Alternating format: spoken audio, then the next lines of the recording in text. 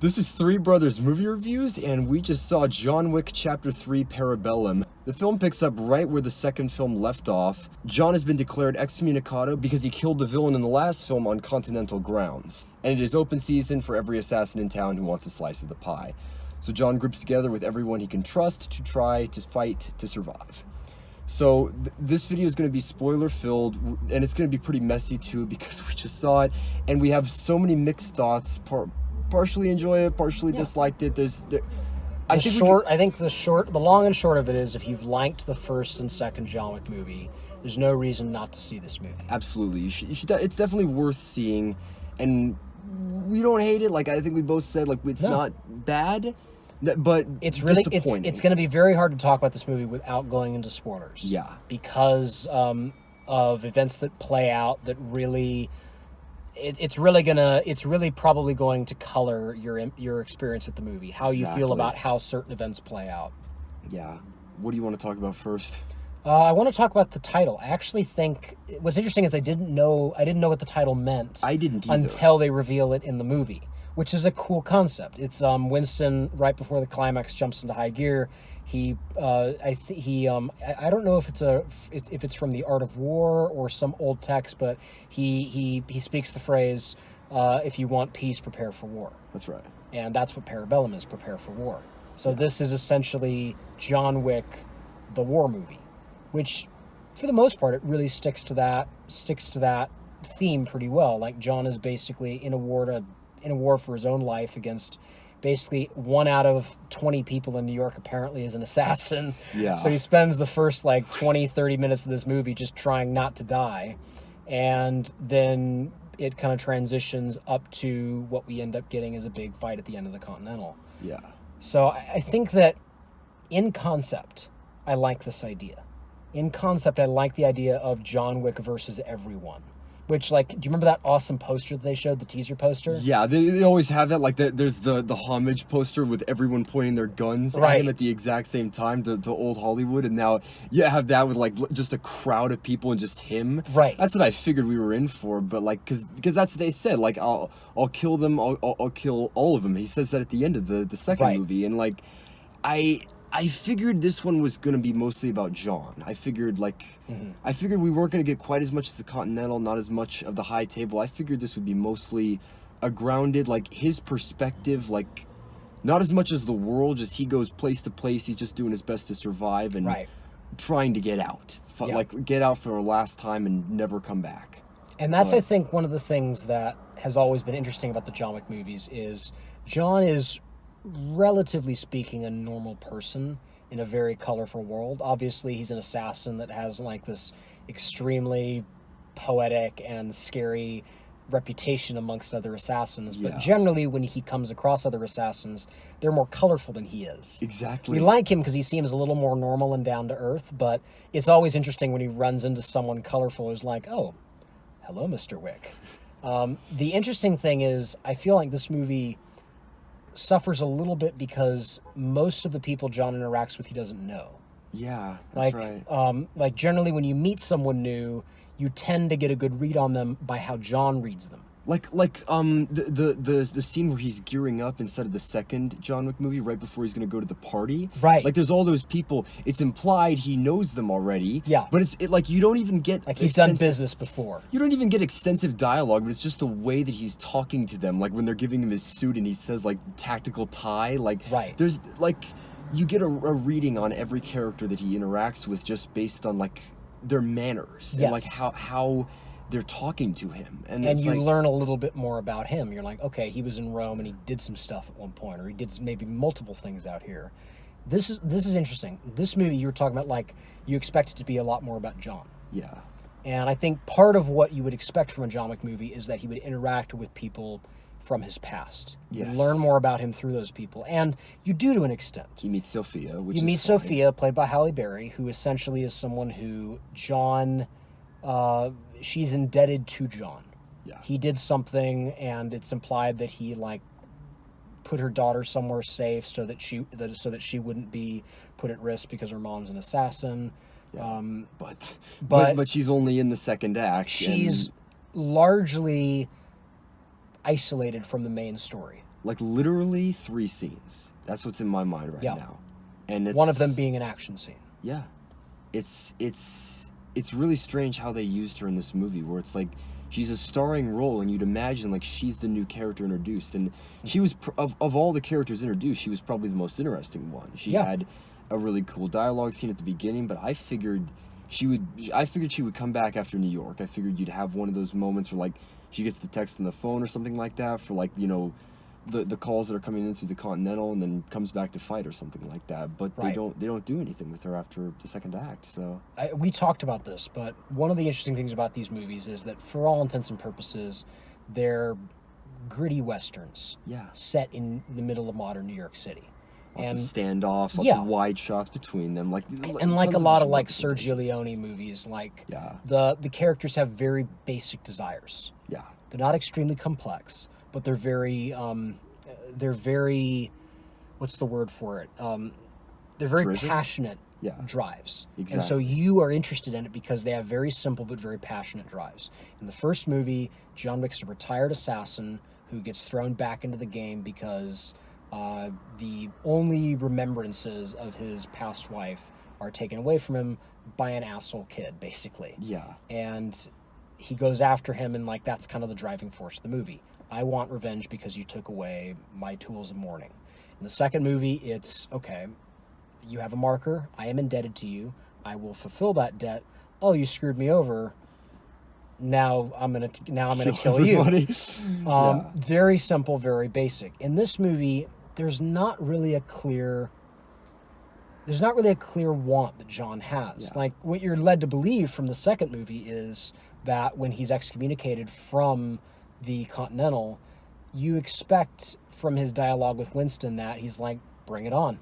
Yes. And it's going to be a war movie between him and the assassins of the Continental. And it's funny because that's what they show instead of the trailers. They like build up like the moment of like John Wick excommunicado 3, 2, 1, and then Winston says, and away we go, and then you get the footage from the Continental fight at the end. Right. That's what's first there, as if like that's what's gonna happen, like everyone's gonna come, but everyone doesn't come at the beginning. Like you have a few fights towards the beginning, but then after that, it's the second act is actually pretty thin until you get to the fight with the dogs, which they play up as like this massive fight scene, but there's no emotional weight. It's just a bunch of drones. And I think the trouble with it is over time it becomes repetitive. Yeah. I think one of the difficult things about Halle Berry's character is that she hasn't been in any of these movies before, so she hasn't had the experience that Keanu Reeves and other characters in these movies have had to build up the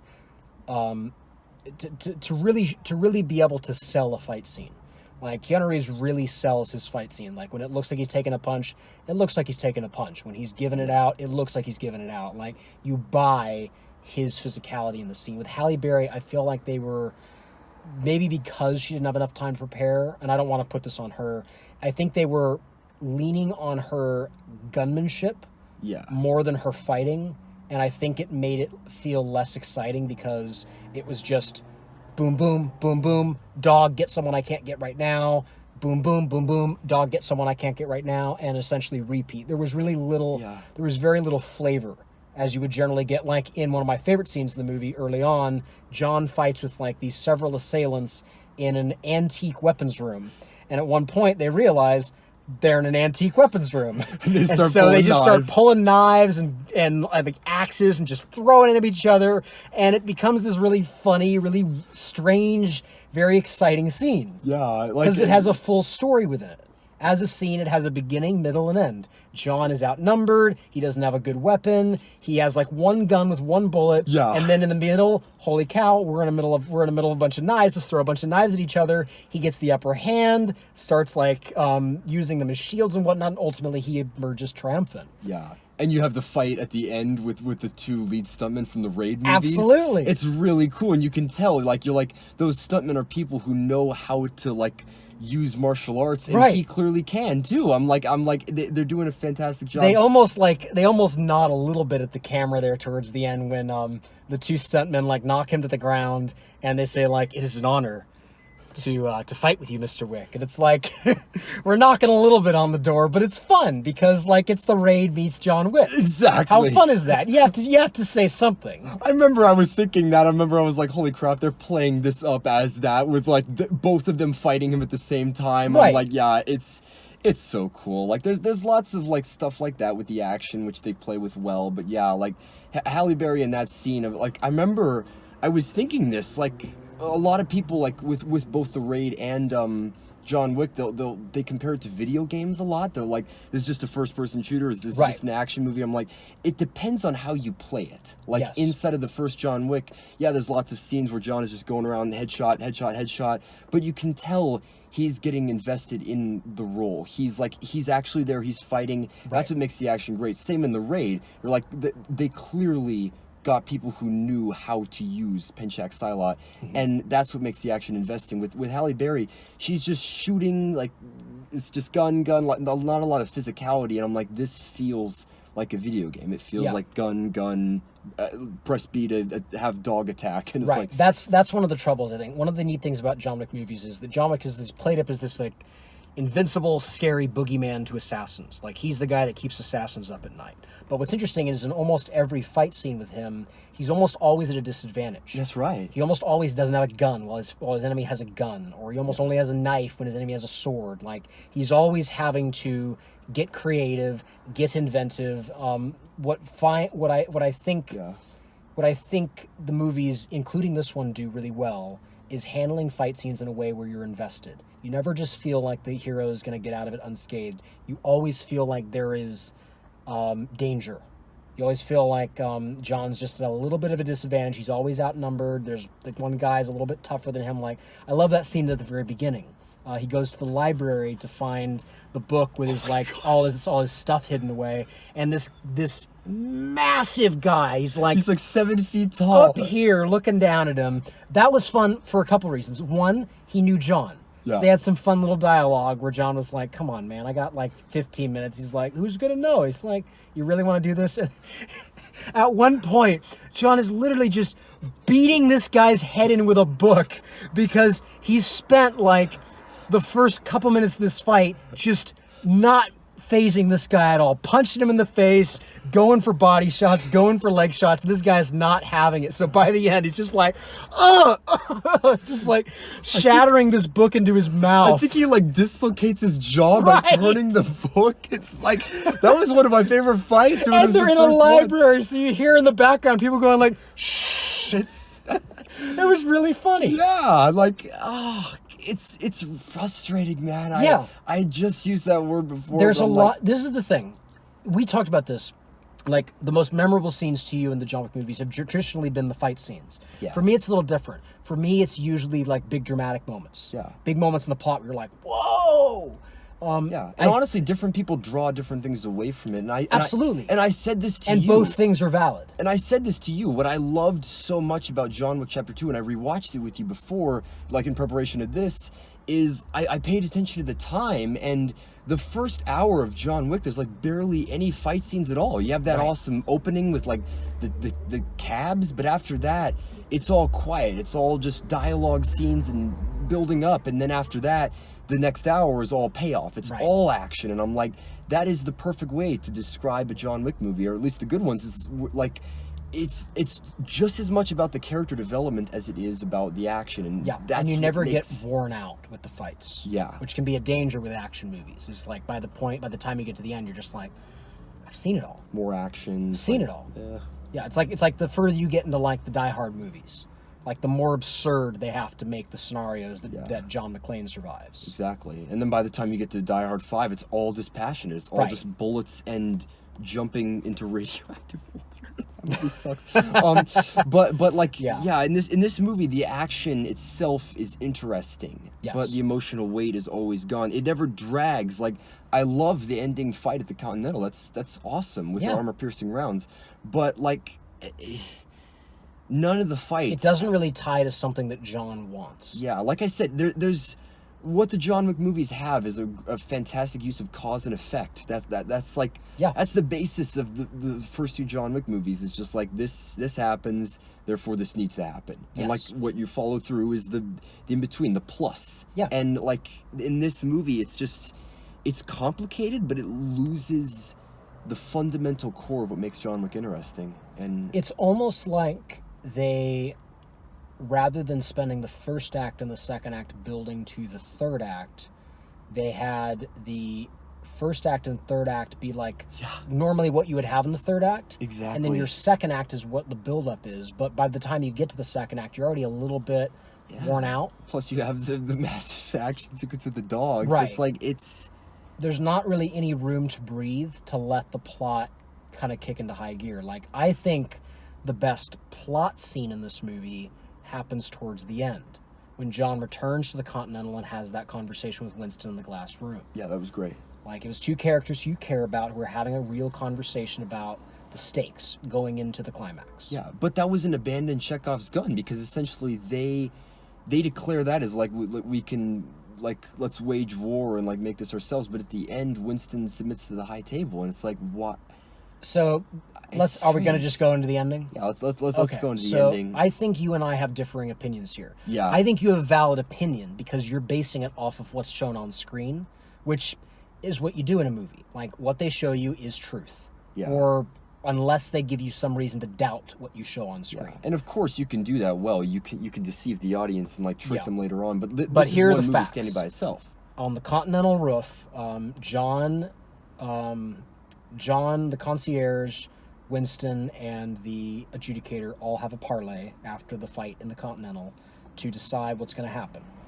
Winston says that he will go back into the fold, and the adjudicator essentially makes the perhaps correct assumption that Winston was doing this to show that, hey, I'm valuable to you. You were going to kick me out, but actually, you can use me. And then when the adjudicator turns her sights on John, she's like, what are we going to do with him? Winston says, well, he has to die. And he shoots him several times in the body area, and John falls off the roof and is evidently killed. Yes. But when the adjudicator goes down to the street to verify that John is dead, he's gone. And we find out later that the homeless people took him to Lawrence Fishburne's character, and Lawrence Fishburne is alive. Yeah. We should probably divide this into two parts, because both like are different areas of So discussion. the first part is Winston seemingly betrays John and attempts to kill him in order to cement his place in the high table's favor. Yeah, it's the classic like sign of loyalty. He didn't go for a headshot. He shot him multiple times in the chest or on the side. It didn't look like he was trying to kill him. And we know from what they've shown us in the movie that John does wear bullet-resistant clothing, so you could potentially shoot him at close range and not kill him. Yeah, but the thing for me was that he fell such a great distance. And I remember you literally said what I was thinking in my mind, which is that they were going to pull like a Sherlock season 2. Yes. Where spoilers for Sherlock season 2 if you haven't seen it, like at the finale of the second season, Sherlock seemingly dies, and then later on it's revealed that he faked his death. And there's like the episode in season 3 is really funny, where like they're having all these theories, everyone has their own idea, and like of course I kind of didn't like that. it's That's a whole different story. Yeah, but, I know, but like you know, because everyone who was fans did that same thing, and like they leave it ambiguous too, on whether it's complete. I actually would argue, like, I think Sherlock season 2 is a good explanation, but for me, the better parallel would be the ending of The Bourne Ultimatum. Yes, like and the we were bad guy shoots John after the guy that he's interacted with won't shoot him. Or Jason. He falls off the Jason. So Jason falls off the roof after the bad guy shoots him, and he's in the water and he's seemingly dead. And that kind of intersplays with the rest of the footage until the very end, where, huzzah, Jason's not dead. He swims off into the proverbial sunset. Yes. I was anticipating that would happen in this movie. The proverbial sunset, where like maybe it can be bittersweet. It doesn't need to be really perfect. He doesn't need to have like a great closure, but like something that's like John's still out there. He's still doing something. Yeah. But he's not dead. He's not fully happy. He's free. Yes. After 3 movies of being caught in the web of this world, he's free. He's out again. Yeah. And I'm like, but they don't do that. They set up a sequel, and it's like, Right, which leads into First of all, let's break down Winston. So you don't think he tried to kill him? I can't, based on what has been shown in the previous movies. There's nothing to give me. There's nothing that's been shown to make me believe that Winston would try to kill John under any circumstances. There hasn't been for me either, but I'm just like, I don't know why they didn't give you that one last hint that the guy who's the homeless man who is bringing him in the shopping cart brought him there, because I'm like, that's all you would need is one little line of dialogue between him and Lance Reddick, which would show that, like, where he confirms that someone got him, like, or something like that. But there's nothing like that. It's just they just play it as if Winston tried to kill him, which doesn't make much sense. And that's another strange thing, is, like, I remember from the second movie, and correct me if I'm wrong, I remember that Lawrence Fishburne's character seemed to be on good terms with the New York Continental. He did. So, They imply that like he doesn't really have much involvement with them, but they didn't play it as if he was. They're not openly antagonistic to one another, so the ending seems to imply that Lawrence Fishburne is ready to go after the New York Continental. Yeah, because they gave him a Frankenstein scar. But he didn't. But Winston had nothing to do with that. Yeah, that was the adjudicator in the high table. If Lawrence Fishburne's ticked at anybody, it's the high table. Yeah, which is really strange. By the way, I found it ridiculous that he was still alive. I'm like, dude, those assassins would not leave him alive and like would just cuts on him. To be fair, they did say that they, just like with Angelica Houston, they weren't trying to kill them. They were trying to send a message. Don't help John Wick. You're loyal to the high table. This will remind you of that. So I could potentially buy that they didn't cut him deep enough to kill him. Yeah, but it's just a little ridiculous. Him like showing up, I was like, what? There's no clear bad guy. Yes. Like the John Wick movies have always had a clear villain. In the first movie, it was the Russian gangsters. In the second movie, it was D'Antonio. And then in the third movie, there's multiple different villains. There's the adjudicator, who's hunting down anyone that helped John on behalf of the high table. Yeah. There's the sushi bar assassins who are being hired by the adjudicator to kill anyone that helped John. And then there's essentially a bevy of assassins who all want to kill John for like the $14-15 million bounty on his head. So there's not really, let me say this, it's not that there's not clear villains. There's not a clear villain for John. Exactly. John doesn't have someone he's going after. The conflict doesn't come from one source. It comes from like so many different sources. Some with the people who you've like sympathized with as heroes, right? For this film, or at least like protagonists. But like, it comes from so many different places, and John is just bouncing around all over the place. You know what I think it is? Remember that scene early on where the adjudicator goes to the New York Continental? She meets with Winston, they look at the body of D'Antonio, and there's a point where she just says, I'm not here to judge John Wick, I'm here to judge you. Yeah. I feel like that's when the plot shifted away from John and on to Winston. I think Winston, strangely enough, is perhaps a more clear protagonist in this movie than he traditionally has been. But he isn't in as much of it as he's not in enough of it to be like a full-blown protagonist, but by the end, it's his story. It's him versus the high table.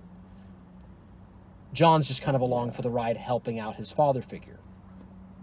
Until he shoots him. And that's not necessarily a bad thing. No. Like, Winston's an interesting guy. Literally. And it's cool to see him kind of essentially having to be, like, he can't hide behind, oh, well, it was John's fault. They're like, no, we're not buying that. You should have killed him.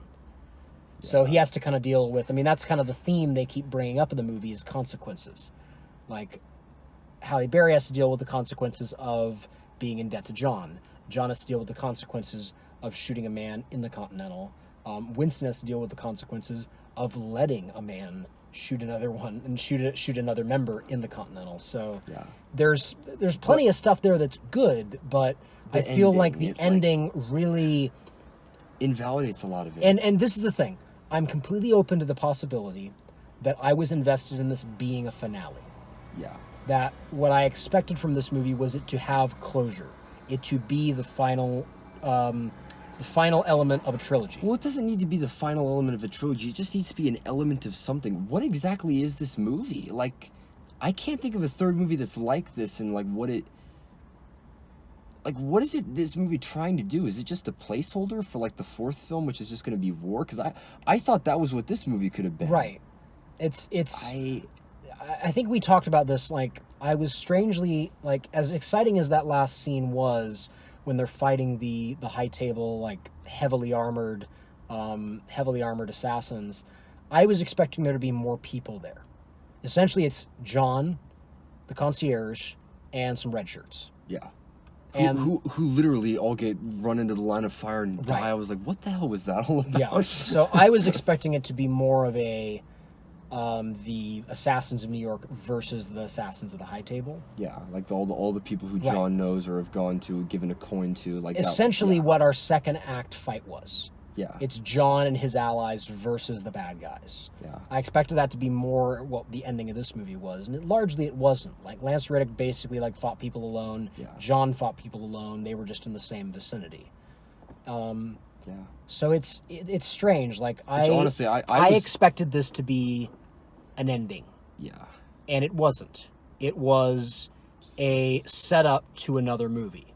Now, While also meandering. which, to be yeah. fair, the second movie is a setup to another movie, That's but it right. has an ending. The second that John shoots D'Antonio in the head, that's an ending of this story. Yeah, the story follows through. It's all about D'Antonio, and it's all about like John and expanding the world. And then Yes. after that, it leaves on a cliffhanger. It sets up the John is going to get excommunicated story. There's a difference between like cliffhanging on like one particular story and basically making your entire movie like a bridge. That was what I was talking about. That it felt like the whole Halle Berry thing in the second act is like a bridge between the two New York like Right. set pieces. It doesn't. The movie feels kind of inconsequential. Like, especially if they make a fourth, I'm like, what? I don't know how you're gonna remember this movie other than the action. Like, Right. Which is unfortunate because that's not what John Wick is about. No. Like you said, it's about the dialogue. My favorite stuff in these movies has always been the big plot moments, the big character moments. And I like the action. The action's great. Yeah. This is made by people who know how to make good action, but good action on its own Yeah. is just interesting. Yeah, it's what It separates doesn't from- emotionally get you involved with these people. Yeah, there are plenty of action movies that come out. Like we saw the trailer to the new Luc Besson movie, and like he Right. made Lucy beforehand. We were literally talking about how the punches in that movie just seem like they seem a little bit too like animated. It looks like a dance. Yeah. It looks choreographed. It looks like they practiced that. Yeah, I mean it's not just that where it's like you can make action like that that's really cool, but like it all comes down to characters, and like if you don't care about them, then the action won't work. And I'm like, in this movie, like the plot is really thin, and like Yeah. it just It's I a don't bummer. know, man. Yeah, I mean, I know that. Yeah, this I know is- that we might look like complainers. Like we're arguing about like John Wick 3 didn't have enough plot, but I think that it's not the plot that's the problem. yeah. It's the fact that I don't learn anything new about the characters. Yeah, there's so much unrealized potential, like wasted Yeah. opportunities, stuff which was set up, and it's like this movie could have been so much more. It didn't even need to be rewritten. Like it wasn't like you No. should have done that. You should have done that. It's like, why didn't you like better establish this or further develop that? Like it's there are a lot of strange decisions that happen in the writing process, which Yeah. are pretty disappointing. I think the movies with a lot of problems can often get resolved by how I feel at the end of the movie. At the end of the movie, I feel satisfied. I don't generally look back on the movie with a lot of disdain towards its mistakes. Yeah. I think that if the end of the movie, I'm like, I start to look back on the mistakes more. So, like the Halle Berry sequence in the second act. Generally, I didn't feel that upset about it. I think the protracted fight scene felt a little long, and it was clear that the choreography and the storytelling within that fight wasn't as exciting as the other scenes.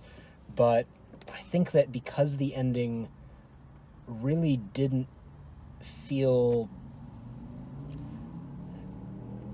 like an ending. Yeah. I started to look back on the movie with, now I'm remembering that, and I'm remembering that. And I look back on the movie with a less forgiving eye than I traditionally would have. It's a bummer. I hate this. I love these movies. Exactly. Like I don't like trashing this movie because I mean I went into this movie largely blind. I mean I had seen the trailers, I had seen the posters, but I hadn't read reviews. I hadn't read any of the story. I didn't know what would happen. I was just we watched the second movie again and we liked it. Like so... I hate that like mentality that a lot like people who are like critical of movies go in expecting to hate it. It's not true. No. And I'm like I was really anticipating this movie, and I was just ready to be surprised. The fact that we're this upset shows we care. That's right. It's like, I mean, I watched a movie. I think it was earlier. Yeah, it was earlier last week or this week. It's funny. I went into it just because I liked the trailer. I didn't have any investment in it, and I was ticked by the end of it. But I was only ticked to the level of, well, that was a waste of time. Exactly. Like with this movie, I'm frustrated because I'm like, I like these people. Yeah. I like these characters. I like this world. And I wish that they had just stuck the landing better. And I mean, this is a tough movie to make work. It's a movie that's essentially like high action and essentially like movies that have only been made by Jackie Chan traditionally, and mainly movies that have not been made in the States. Yeah. Like, these are very unique movies to be made in the States, and I'm really happy they're being made, but it's a bummer when it just feels like the first and second movie both managed to land it, and this movie just didn't quite. Yeah, I was really concerned about it, but like I remember when 2 came out, I was like, how are they gonna do this? Like, right. it's like everyone in New York's an assassin, but I was like, I figured they could do it, but it's like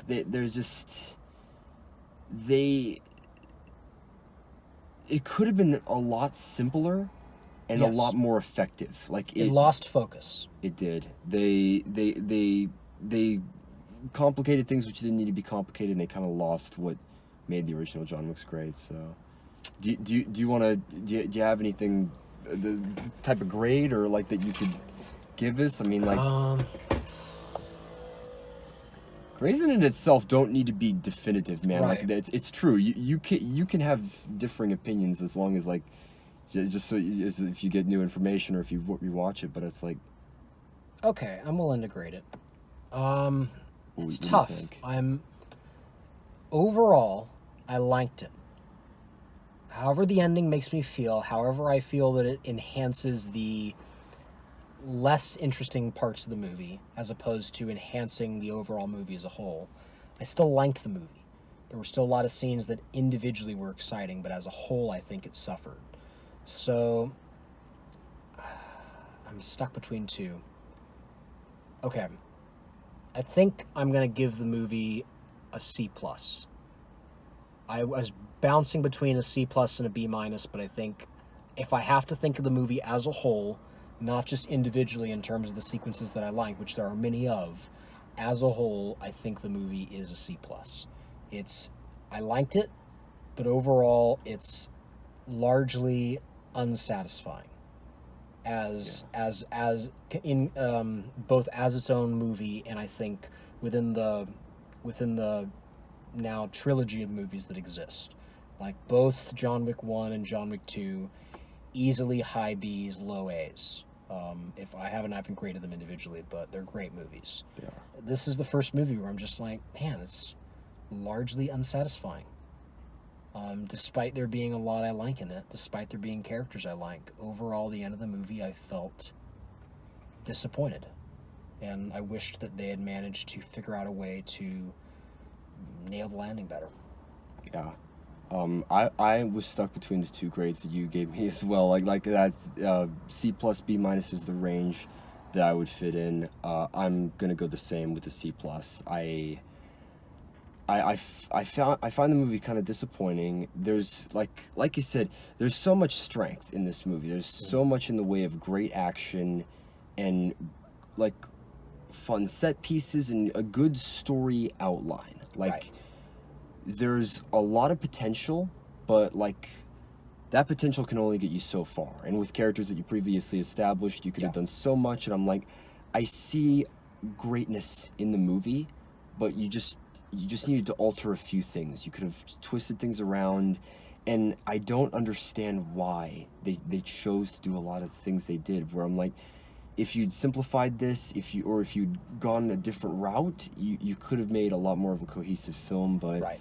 the end product is kind of disappointing, and it does not do a good job servicing itself or the whole trilogy. So. And I know we were complaining about a lot, but there's a lot in this movie that's really well done. Yeah. Like, I think most of our problems come down to story. That's right. Like, in terms of, like, the choreography, how they film everything. I love the set pieces, the production design. Like, there's this big fight scene in a room that's made almost entirely of glass. It's amazing. Like, you get these scenes where, like, it's like characters are fighting and they're trying to stab one another and they hit a reflection and like they're scratching up the glass and like it's John and the guy from the sushi Right. restaurant are like disappearing. Yeah. Which is like they played with that in the train station where both of them were like kind of showing off. I'm like, Right. There's a lot of stuff like that. Like the action tells stories. It's everything production wise behind the camera that was great in the first two movies is great in this movie. Yeah. It's just strangely enough what they managed to do well in putting together a plot that kept you invested, as small as it was, not big plot in either the first or second movie. For some reason, like it feels like this is the leanest of the plots, and the overall movie suffers for it. Yeah. Yeah, A bit of a downer. So it is. I don't want to be a downer, but it's. I mean, it's definitely it's worth seeing. Like Yeah. the C plus grade is definitely not a don't go see this movie. Yeah. It's definitely a movie to see if you like John Wick. It just may not be as satisfying as the first two movies were. Yeah. All right, guys. Thank you so much for watching our messy spoiler review for John Wick Chapter 3. Like, we knew we couldn't do this just regularly, so yeah. We got a podcast coming for Dr. Strangelove. I'm working on editing that right now, and we'll try to get more stuff out. It's been a while since we've reviewed something, so we got a lot of stuff we want to plan throughout the summer. So Yeah. All right. Thank you so much for watching. This is Three Brothers Movie Reviews, and we'll see you guys next time for more videos or podcasts. See you guys. See ya.